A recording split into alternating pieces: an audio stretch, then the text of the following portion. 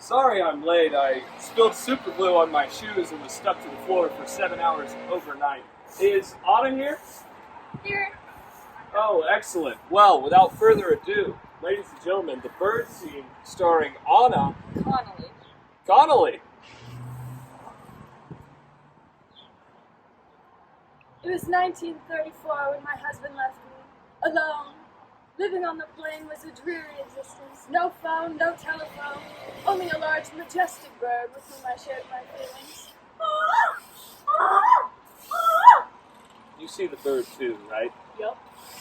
Fantastic. One day when I was feeling alone, I said to the bird, "Oh bird, you can fly. You can soar miles from this lonely place, yet you stay. Why?"